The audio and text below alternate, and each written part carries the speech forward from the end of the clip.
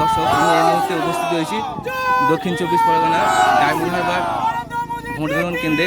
ঠিক তার কিছুটা আগে বিজেপি যারা সমর্থিত যারা রয়েছেন তারা এই মুহূর্তে জয় শ্রীরাম স্লোগান দিচ্ছেন। আমরা তো সরাসরি দাদা, আজকের যে বিজেপির যে জয়ের সম্ভাবনা রয়েছে রাজ্যে, সেই নিয়ে কি বলবেন? আমাদের জয় তো হয়েই গেছে, ঠিক আছে। আমরা সকাল থেকে যা ট্রেন্ড পেয়েছি, বিজেপি সরকারে আসছে, আমরা এসেই গেছি এবং মানে একক সংখ্যাগরিষ্ঠ অনেক অনেক মানে উঠতে, ঠিক আছে। তো পশ্চিমবঙ্গে যে সন্ত্রাস ছিল, ঠিক আছে, মানুষ হাঁপ ছেড়ে বাঁচলো, ঠিক আছে। তো কি বলে, আর এই যে জাহাঙ্গীর আমাদের এখানে শামীমদের যে দাপট ছিল, মানে হিন্দুদেরকে পুরো একদম কি বলবো, একদম পিসে চেপে রাখতো সবসময়, কথা বলার কোনো অধিকার ছিল না। টিএমসির ঝান্ডা ছাড়া থাকবে না, দেয়ালে টিএমসি, সব গুন্ডাদেরই মানে সমস্ত কিছু, অথচ সাধারণ মানুষের কোনো এর ছিল না। সেই অধিকারটা আজকের থেকে আমরা ফিরে পেলাম, আমরা নতুন একটা স্বাধীনতা পেলাম। আজকে রাজ্যের যে এতটা পরিবর্তন হলো, তো মানুষকে মানে সাধারণ মানুষকে আপনারা কি বার্তা দিচ্ছেন? সাধারণ মানুষের আশীর্বাদ পেয়ে আমরা এ করেছি।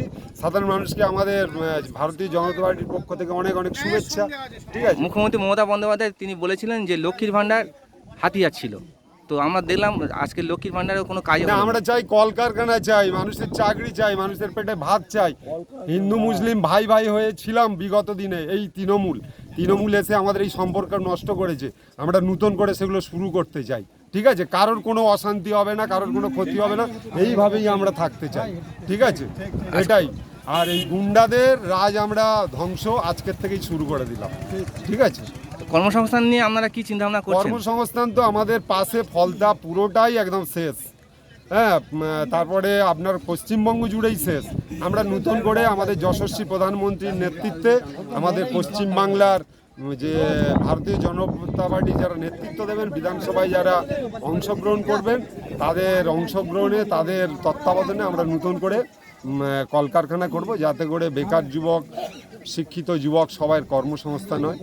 আর দুর্নীতির বিরুদ্ধে আমরা সবকা সাথ সবকা বিকাশ সবকা হিসাবটাও হবে।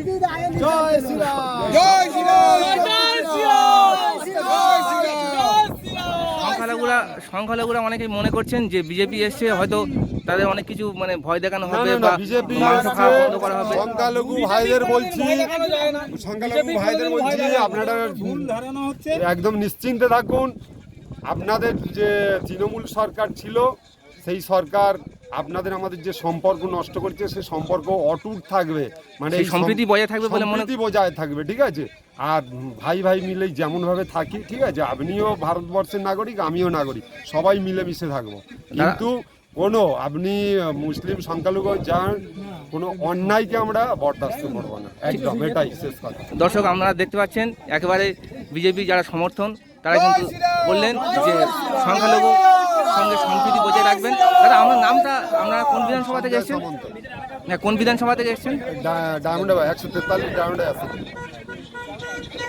দর্শক, আপনারা দেখলেন যে তারা কিন্তু পরিষ্কার জানাচ্ছেন যে সম্প্রীতি তারা বজায় রাখবে, সংখ্যালঘু বলে তারা কোনো কিছু বাধা দেবেন না।